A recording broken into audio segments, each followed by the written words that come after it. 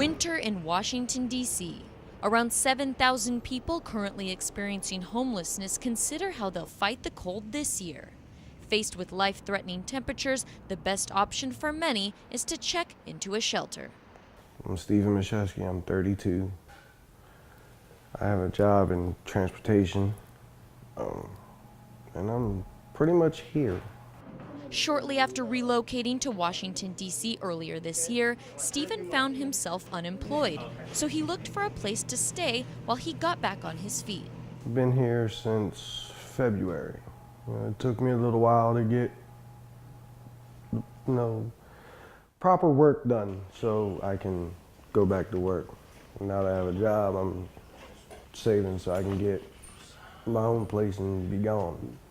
When he first became homeless, Stephen stayed at a nearby city-run shelter.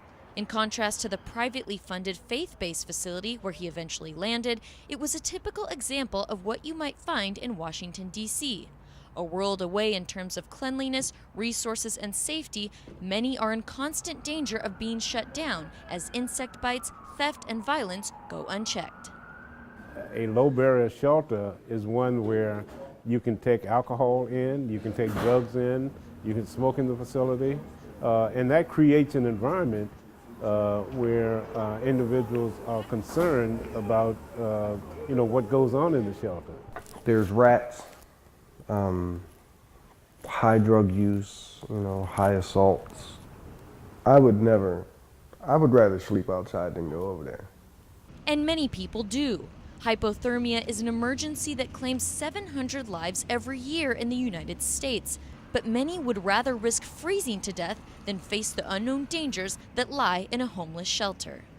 For people who say that they would rather live on the street than in the shelter, I think that at first blush people think that just sounds crazy. But there's a lot of good reasons why they stay away.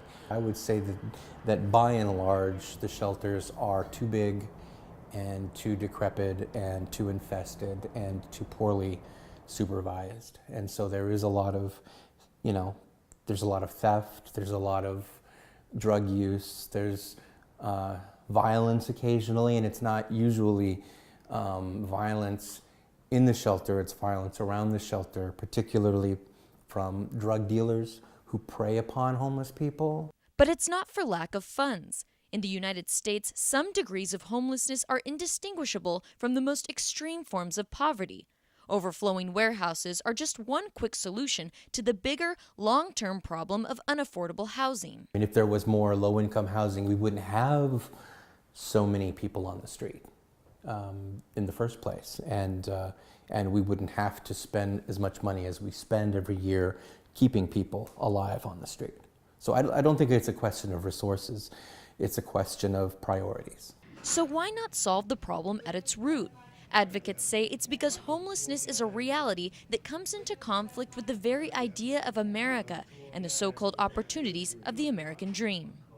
The reality is that there are millions of people who are living in the type of abject poverty that we refuse to believe, exists here. That's why we tell ourselves that people who are homeless choose to be homeless, or that they're all addicts, or they're all criminals, because it absolves us of the responsibility to help them. If we acknowledged the fact that most people who experience homelessness are homeless because they can't afford a place to live,